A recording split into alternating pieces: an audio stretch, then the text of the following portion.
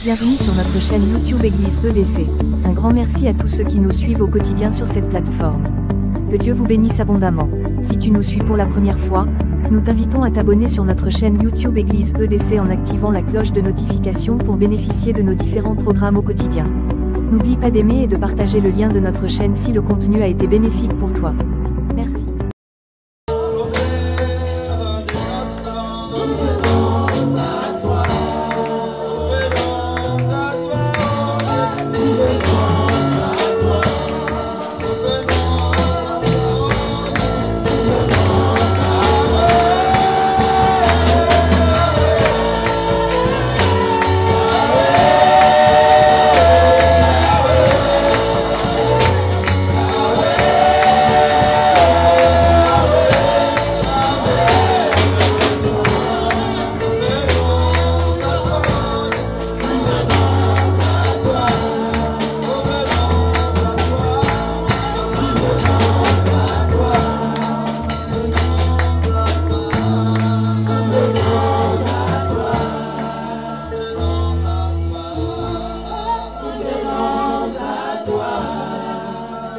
Est-ce que nous pouvons nous lever et acclamer?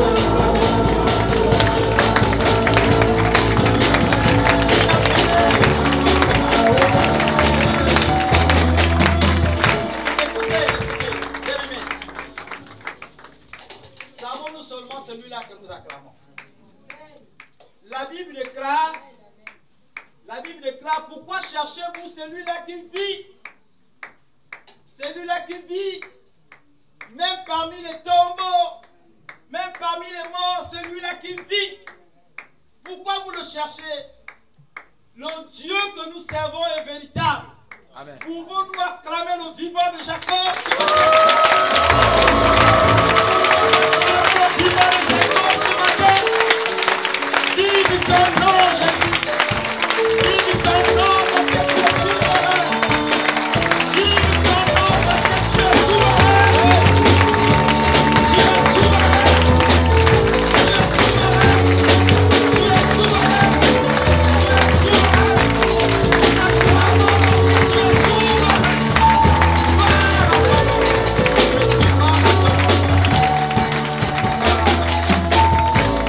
Alléluia. Alléluia. Veuillez prendre place, s'il vous plaît. Il y a des moments comme ça où nous ne nous entendons pas, où nous sommes conduits par l'Esprit, et puis Dieu fait des choses comme il veut. Alléluia. Si vous me demandez à moi, si ces temps avaient été préparés, je vous dirais, honnêtement, je n'ai pas préparé ces instants de cette manière. Alléluia. Amen. J'ai préparé un bonjour et puis introduit ma prédication, enfin du moins la prédication, l'exhortation de ce matin. Mais Dieu fait les choses comme il veut. Quand il a décidé de parler à quelqu'un ce matin, il est capable de vous changer de trajectoire, de vous dévier de votre trajectoire originelle parce qu'il a, n'est-ce pas, une cible à atteindre ce matin. Alléluia. Amen. Et donc, que l'Éternel soit davantage célébré, qu'il soit béni parmi nous. Parce qu'il est le Dieu qui n'oublie personne. Il a vu le besoin de chacun d'entre nous. Et il s'est révélé comme étant, n'est-ce pas, ce Dieu d'amour parmi nous. Alléluia.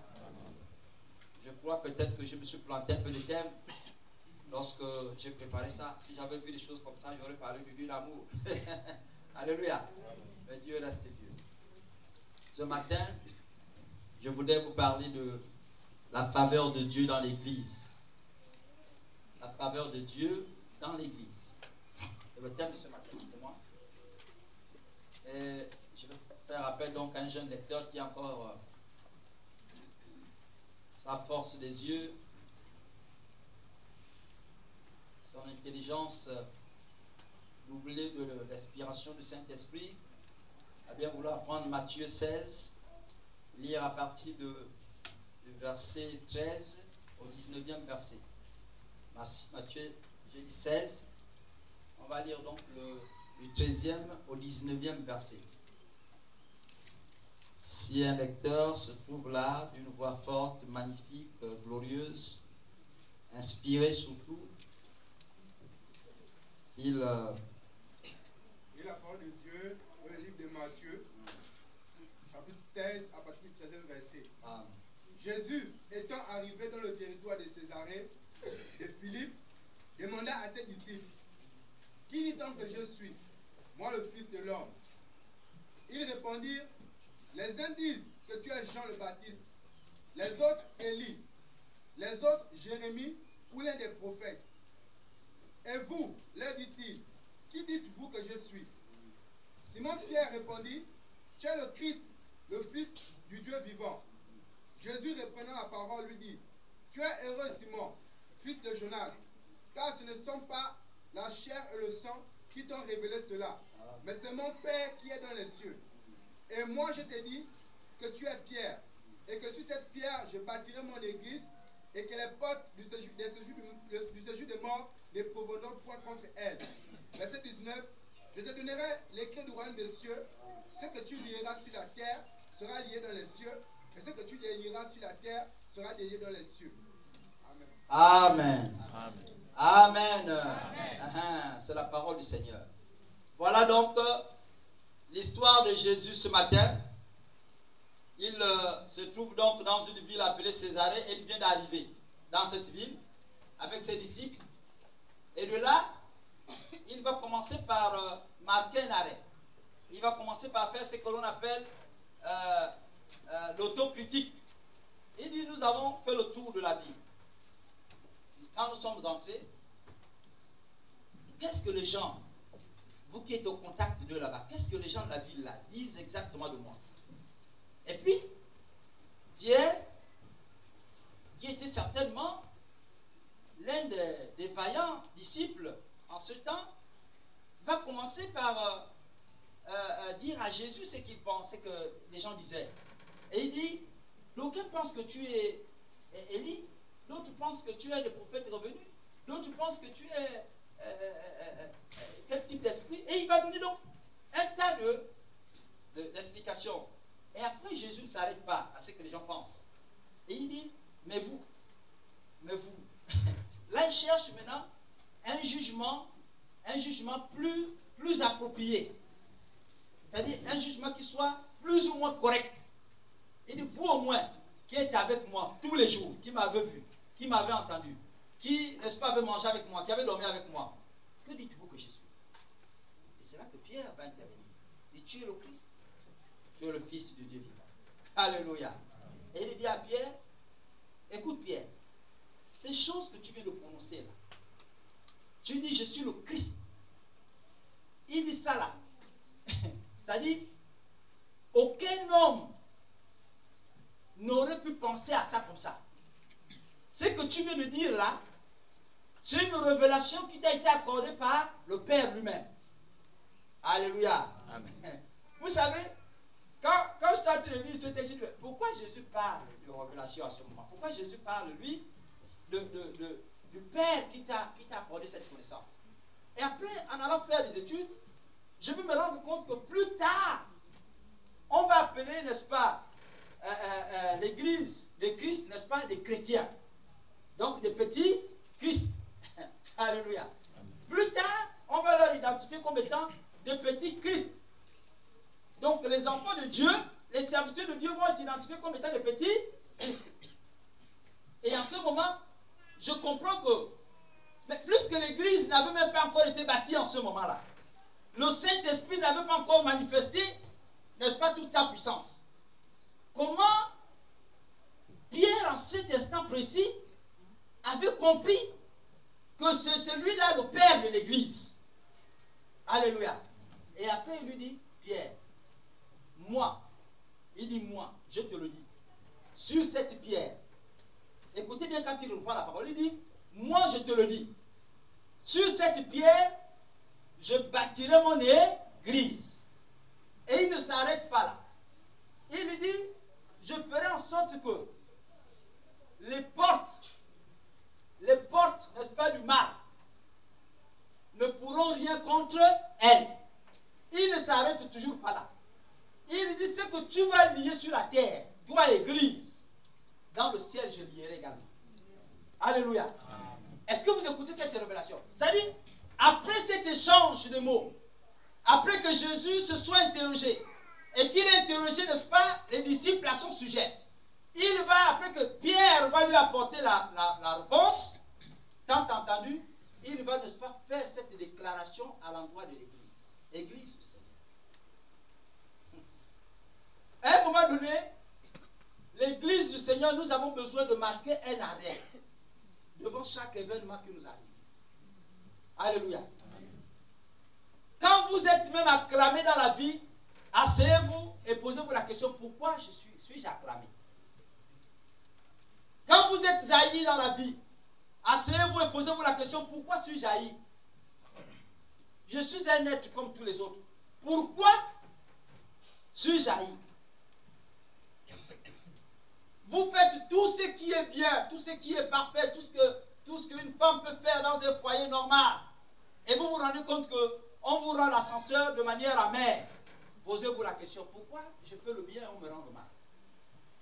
Marquez un arrêt. Je disais ici à une de mes prédications, j'ai dit, l'autosatisfaction dans la vie d'un être humain est dangereux pour lui-même et pour les autres.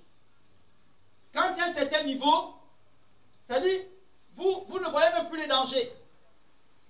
Il n'y a que le succès qui vous guide. Oh oui, j'ai réjoui, mais chef, oui, ainsi de suite et tout. C'est-à-dire, un menteur vient te dire, chef, ce que tu as fait là est bon, même quand c'est pas bon, tu es là en haut. Tu vas écouter plus celui-là qui te dit, ce que tu as fait là est bon alors que c'est mal, que celui-là qui vient te dire, ah, chef, ce que tu as fait là, ça peut avoir une conséquence dans 2 jours. Les gens peuvent ne pas te parler maintenant, mais dans 2 jours, chef, ça aura une conséquence. Ça là, tu n'écoutes pas la qualité des gens comme ça. Tu serais dans le... Non, laisse-moi ça. Tu es toujours dans les histoires bizarres.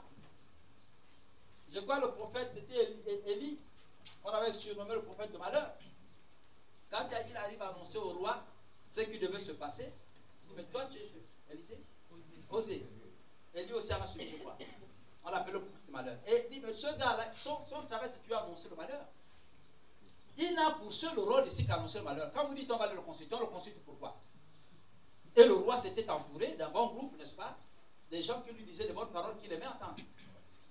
Et quelque temps plus tard, les paroles de Dieu par la bouche de son serviteur s'étaient accomplies. Alléluia. C'est important. Si Jésus s'est arrêté, lui, dans sa vie à un moment, il a marqué un arrêt. Il a fait une rétro-perspective, c'est ça? De sa vie, de ce que l'on pense de lui. C'est qu'à un moment donné, cette parole-là, elle est importante, elle est certaine pour l'Église. L'Église, nous avons besoin à un moment, quand ça va bien et que ça ne va pas bien aussi, de nous asseoir et de nous poser des questions. Qu'est-ce qui fait que ça va bien et qu'est-ce qui fait que ça va mal, alors que l'Église existe? Alléluia. Nous avons besoin de nous asseoir et réfléchir à ça. Ne soyons pas des auto-satisfaits. Oui, on a déjà réussi ça, ça suffit. Dieu ferait exactement encore la même chose. Oui, nous allons, oui, toujours, nous allons l'avant. Ça, c'est très dangereux pour l'Église. Et en tant que servante de l'Éternel, en tant que serviteur de Dieu, nous avons besoin de nous arrêter parfois devant des événements, devant certaines situations qui nous arrivent, et faire des analyses objectives, regarder, poser des questions. Pourquoi ça m'arrive? Être capable d'accepter, n'est-ce pas, c'est ce que l'on appelle cette autocritique. Et c'est ce que Jésus a fait. Il a marqué un arrêt. L'arrêt spirituel dans la vie d'un enfant de Dieu, c'est capital. Alléluia. Amen. Jésus a marqué un arrêt. Jésus a marqué un arrêt pour regarder, n'est-ce pas, ou entendre ce que les gens disaient de lui. Il y a des moments où nous avons l'impression que Dieu est loin de nous. Et nous avons l'impression qu'il ne nous écoute pas. Nous avons parfois l'impression qu'en réalité, il n'est même plus là. Dieu est sorti. Alléluia. Amen. Il n'est plus dans cette église. Là, ça ne va plus. Là, l'église, là, les démons ont déjà pris la place. Ça ne va plus. Ce que les hommes de Dieu là font là, ça n'a plus rien à voir avec l'éternel. Oh, Dieu connaît toutes choses. Alléluia. Dieu connaît toutes choses. Ce qui t'arrive, ce que tu es, ce qui est bon, ce qui est mal dans ta vie, Dieu le sait. Mais tu as besoin devant ces événements-là de t'arrêter un moment pour dire, Seigneur, pourquoi ça m'arrive? Seigneur, quel est le message que tu entends me transmettre en ce moment-là? Alléluia. C'est très important. Quand Dieu a décidé de faire quelque chose, il va le faire de manière parfaite. À un moment donné, ce qui importe l'homme de Dieu ici, c'est de t'asseoir, réfléchir dans la présence de Dieu. Quand tu commences par réfléchir en tant que chrétien, même quand tu n'es pas chrétien, dès que tu commences par te poser de bonnes questions et que tu commences par répondre de bonne manière, Dieu va se mettre dans ses projets. Alléluia. Amen. Jésus a commencé par poser de bonnes questions. Qu'est-ce que les gens disent de moi? Et Pierre lui a donné la bonne réponse. À partir de ce moment, il a dit, Pierre, voilà la succession des bénédictions qui vont t'accompagner. Et il dit, tu seras l'église. Je vais te donner les clés. Je vais ouvrir le ciel pour toi de telle sorte que toutes les fois que tu as un sujet de prière en bas, tu viens à la porte, tu ouvres, la porte va s'ouvrir. Parce que tu as désormais les clés. Alléluia. Amen. En tant qu'enfant de Dieu, s'il y a des situations qui vous dérangent, même pour vous qui n'êtes pas encore chrétien, vous désirez tellement devenir chrétien, à un moment il faut vous asseoir et regarder dans votre vie. Est-ce que la vie que je mène aujourd'hui, si c'est une vie de mensonge, est-ce que cette vie-là m'est utile? Est-ce qu'elle me sert véritablement? À quoi est-ce qu'elle m'est utile? Alléluia. Amen. Il faut commencer par vous poser de bonnes questions. À partir du moment où vous vous posez de bonnes questions et que vous apportez de bonnes réponses, c'est-à-dire, si vous vous rendez compte que cette vie-là ne vous sert pas, dites-vous, pourquoi devais-je continuer donc dans cette voie-là? Et donc arrêtez-vous. Dès que vous vous arrêtez, Dieu va accomplir sa bénédiction dans votre vie. Alléluia. C'est quand les enfants de Dieu se posent de bonnes questions et apportent de bonnes réponses que Dieu, n'est-ce pas, accomplit sa destinée. Mais si tu ne te poses pas de bonnes questions, tu avances seulement sans tenir compte de ce qui est bien, de ce qui n'est pas bien, de ce qui est mal, de ce qui n'est pas mal. Tu ne sais qu'avancer. Tu ne t'assois pas un moment, tu ne t'arrêtes pas comme le maître l'a fait. Tu ne t'arrêtes pas pour regarder. Ce qui est sûr, c'est que cette vie-là, ce n'est pas une vie qui va honorer le Seigneur. Si ta vie s'appelle seulement avancer, avancer, sans arrêt, cette vie-là n'honorera jamais le Seigneur. Dieu nous demande ce matin de marquer un arrêt. À un certain niveau, tu t'assois, tu regardes. Alléluia. Si vous ne réfléchissez pas bien et que vous vous engagez pour le plaisir de vous engager, sans avoir même consulté Dieu, parce que le premier partenaire sûr, c'est lui qui est capable de nous donner de bonnes réponses sur le Saint-Esprit. Si on ne le consulte même pas, on s'engage pour le plaisir de nous engager, nous allons partir, c'est sûr. Mais sachez-le, nous serons rattrapés par l'ennemi devant. Amen. Alléluia. Amen. Et Dieu m'a donné l'occasion ce matin de nous parler d'un arrêt. Dieu ne bénit pas. Il ne bénit pas, n'est-ce pas, les hommes qui ne sont pas acquis à sa cause. Si tu ne t'arrêtes pas un moment, tu ne t'engages pas avec lui en connaissance de cause, Dieu ne bénira jamais ta vie. Alléluia. Hey. Dieu ne bénira jamais ta vie. Il faut que tu t'arrêtes et que tu te poses des questions et finir par cette question. Pourquoi devrais-je continuer si c'est mal? Si ma vie de tabagiste est mauvaise, pourquoi devrais-je continuer cette vie? Si ma vie de débauche ou de débaucheur est une mauvaise vie, pourquoi donc devais-je continuer cette vie? Il faut qu'à un moment donné, tu t'arrêtes et que tu te poses de bonnes questions. Et que tu interroges le Saint-Esprit. Parce que lui, il a de bonnes réponses. Alléluia. Après que Pierre lui a accordé la bonne réponse, Jésus a déversé sa grâce et ses bénédictions sur lui. Il dit moi. Quand il reprend la parole, il ne dit pas Pierre, ta vie sera bénie. Non. Il dit moi. Il dit et moi, l'Éternel. Alléluia. Il dit moi-même, c'est-à-dire que je veux veiller. En d'autres termes, je veux veiller à ce que je suis en train de te dire là s'accomplisse. Ce n'est pas un autre qui viendra te bénir. Ce n'est pas quelqu'un d'autre, pas un autre esprit. Moi-même, l'esprit de Dieu vivant, je veux veiller à ce que tu sois quelqu'un sur cette terre où personne ne sera capable de déranger, où personne ne sera capable de nuire, où aucun démon ne sera capable de déranger, où aucun esprit ne sera capable, n'est-ce pas, de chasser. les portes du séjour de mort. Les portes du séjour de mort. Vous savez que la maladie entraîne la mort. Vous savez que le mensonge entraîne la mort. Donc tout ce qui entraîne la mort là, il dit, les portes du séjour de mort ne pourront rien contre toi. La maladie qui entraîne la mort là ne pourra rien contre toi. Si tu t'assois et que tu te poses de bonnes questions. Amen. Et que tu apportes de bonnes réponses. Il faut être capable de regarder dans la grâce comme disent les autres, la grâce spirituelle, le miroir de Dieu. Être sûr que tu t'es posé de bonnes réponses, posé de bonnes questions et que tu as répondu de bonne manière. À partir de ce moment, pour les enseignants, ils vont te noter, n'est-ce pas, si c'est 20 sur 20 ou 10 sur 10, mais c'est la moyenne parfaite. Alléluia. Amen. Donc, la déclaration de Jésus, n'est-ce pas, fait suite à la réponse de Pierre. Dieu ne fait pas faveur. Il ne donne pas sa faveur à celui-là qui n'a pas son identité. Alléluia. Amen. Et je sens que là, c'est bon. Dieu ne fera pas la faveur à celui-là qui n'a pas son identité. C'est pourquoi Jésus ne donne pas cette réponse avant. Il donne la réponse après. C'est-à-dire, après que Pierre ait compris le principe. Dès que Pierre a compris le principe, Pierre a su qui il était avec lui. Le père fondateur de l'église. En ce moment-là, il a dit, moi l'Éternel, moi-même, je te le déclare, sur cette pierre, je bâtirai mon église. Et il n'y a rien de mal qui pourra atteindre cette église-là. Pierre, à toi je te donne les clés du royaume. Tu seras capable d'ouvrir et de fermer. Si quelqu'un est embêté là-bas, il vient te voir. Papa, prie pour moi. J'ai un besoin de ceci, cela. Tu es capable de venir à ma porte et tu ouvres. Seigneur, je brise le diabète. Je brise le diabète. Tu seras capable de le faire parce que je te donne désormais la clé.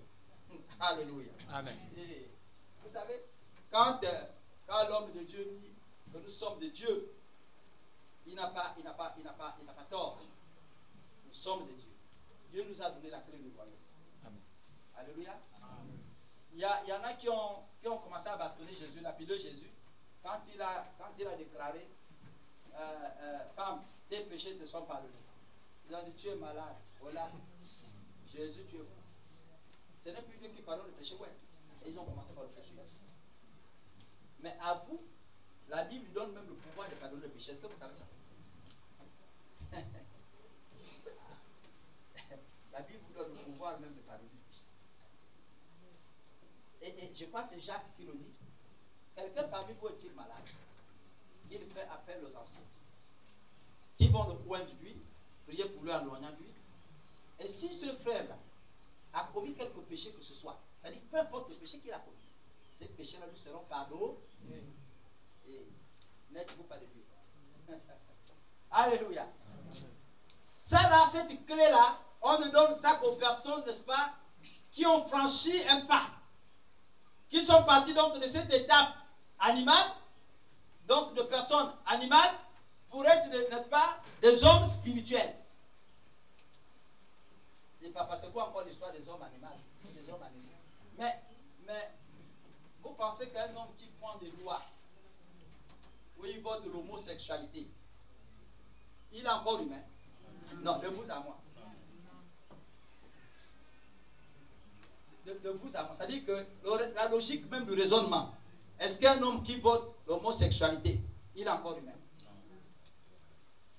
Ce qui est bien, c'est que Dieu met toujours fin à l'excès de péché.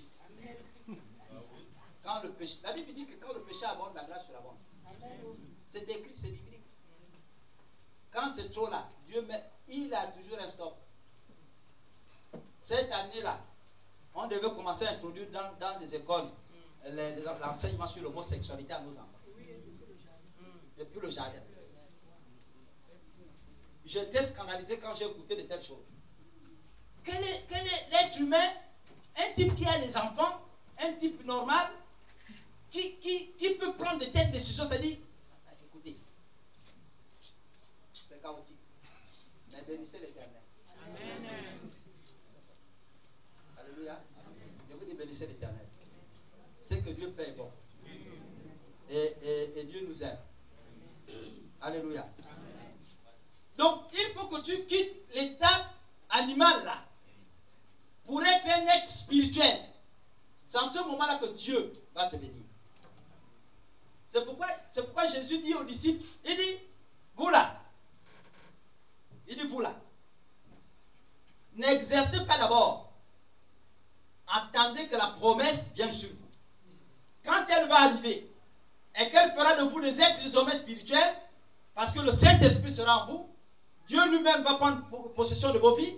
Dès que le Saint-Esprit va commencer par agir en vous, en ce moment-là, vous pourrez vous lever, vous serez capable de faire quoi que ce soit.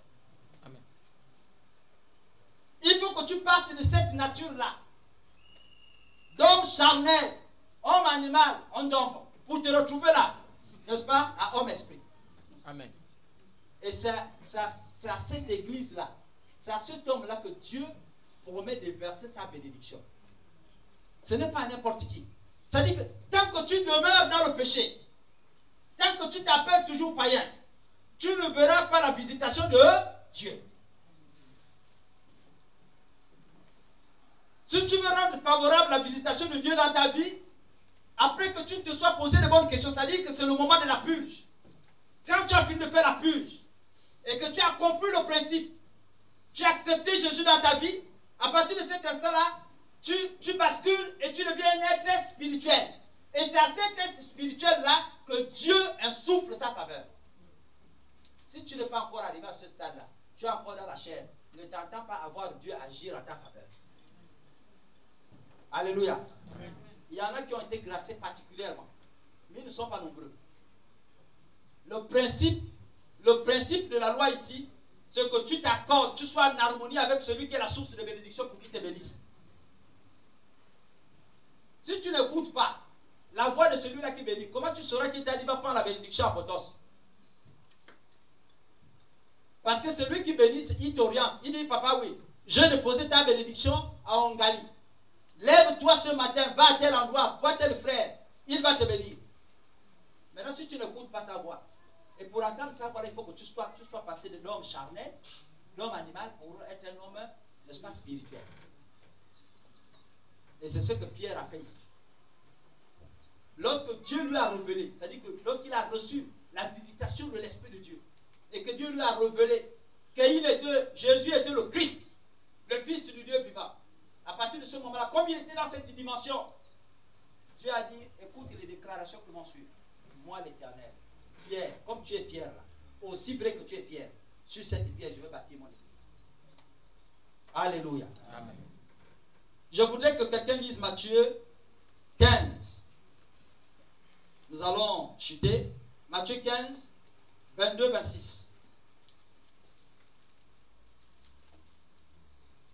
Matthieu 15, 22, 26.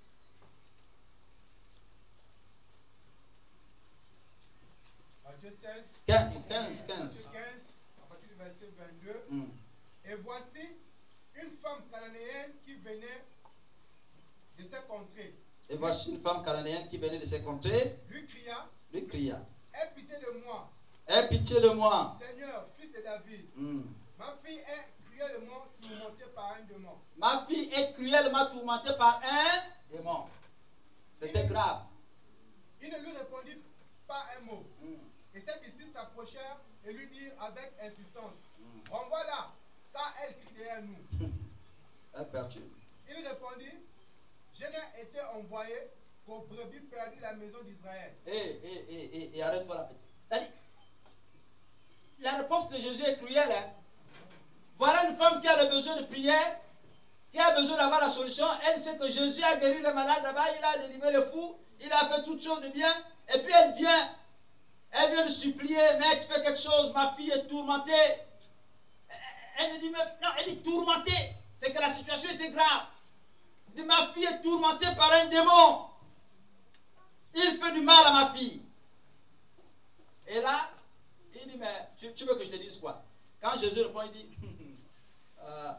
femme, moi j'ai été envoyé. Je n'étais envoyé que pour les brebis perdues de la maison d'Israël. Je ne peux être envoyé pour tout le monde. C'est pour Israël que je suis venu. Mais voilà, ça remet demain. Continue, jeune homme. Verset 25. Mais elle vint se prosterner devant lui, disant, Seigneur, c'est pour moi. Il répondit, il n'est pas bien de prendre le pain des enfants et le jeter aux petits chiens.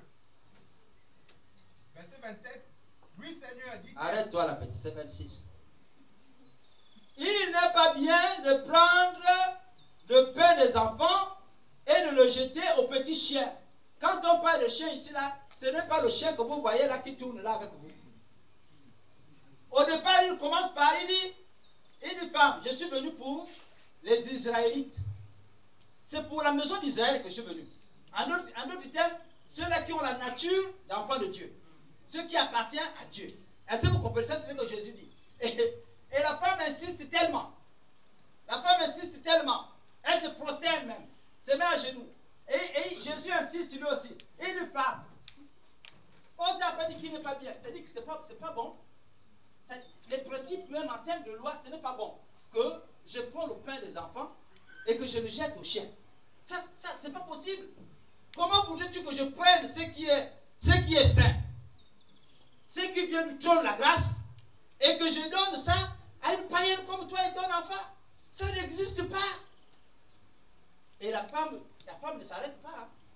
Elle va plus loin, elle dit non. Je sais tout ce que tu dis là, c'est vrai. Mais même si tu ne veux pas me faire du bien, mais permets même que je sois ce petit chien-là qui ramasse même les miettes. Ou que ma fille ramasse les miettes, Seigneur. Puisque tu es présent, à cause de ton passage au milieu de tes enfants, ne puis-je pas, moi, ramasser les miettes là? Et Jésus dit, ah, femme, tu es terrible, tu me pièges. Amène ton enfant si je veux dire. Alléluia. Et la Bible dit qu'il n'avait pas touché la fin, il dit qu'il te soit fait selon ta volonté. Et là, l'enfant a été guéri. Mais quand la Bible parle de chien ici, c'est l'image du païen. Parce qu'un païen, comme je disais tout à l'heure, quelqu'un qui prend des décisions qui n'ont plus rien à voir avec la morale, qui n'ont plus rien à voir avec l'être humain, ça devient grave. Ça devient grave. Ça veut dire que les païens, je m'excuse, si vous êtes là dans la salle, j'espère ce matin au nom de Jésus, il n'y a plus de païens. Alléluia. C'est même un milieu ou un royaume qu'il faut fuir ce matin au nom de Jésus.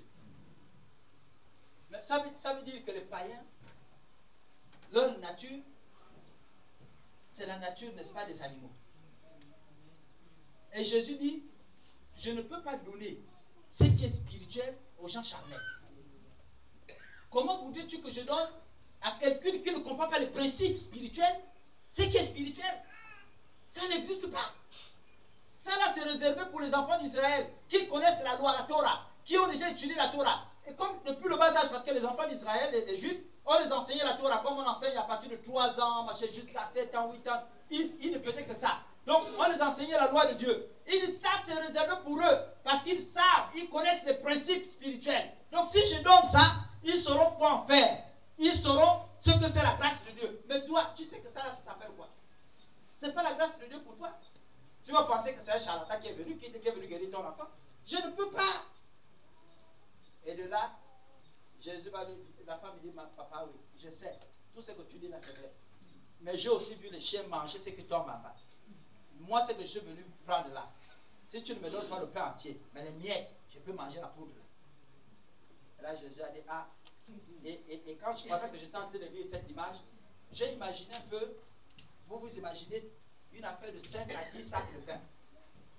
Si on mélange toutes les poudres là, on te mélange ça dans l'assiette, tu as un peu de 3 à 4 pains. Donc tu seras aussi rassasié, bien rassasié que celui qui a mangé un pain entier. Alléluia. Je me suis imaginé vraiment une scène de ce genre. Je dis, mais on finit, même si c'est les miettes, c'est le pain qu'elle mange, c'est la farine. Alléluia. Cette femme, elle était terrible. Elle avait compris le principe. Et Jésus a fini par prier pour son enfant. Quand vous comprenez le principe, c'est-à-dire que vous passez d'homme charnel, animal là, pour vous retrouver à la dimension d'homme spirituel, Dieu va vous accorder ses faveurs. Et il n'y a plus rien qui sera secret entre vous et Dieu. Alléluia. Amen. Ce qui fait que vous constatez qu'il est loin, c'est le fait que vous restez dans votre nature de je ne veux pas changer. la feuille que mon grand-père m'a donnée, depuis des générations, c'est resté dans notre maison. Si j'enlève ça là, je vais encore être béni comment? C'est ça là qui fait que vous êtes coincé. Mais si vous êtes déterminé, vous vous déterminez, c'est-à-dire que vous posez de bonnes questions et que vous ayez de bonnes réponses, vous commencez par agir dans ce sens-là, Dieu va vous accorder sa faveur. Vous ne serez plus béni des feuilles de grand-père, mais vous serez béni, n'est-ce pas, de la feuille de Dieu. Parce que Dieu bénit. Alléluia. Voilà ce que je souhaitais partager avec vous ce matin. Pour vous dire, chrétiens, chrétiennes, arrêtons-nous un moment. Arrêtons-nous un moment. Commençons par réfléchir, nous poser de bonnes questions. Et commençons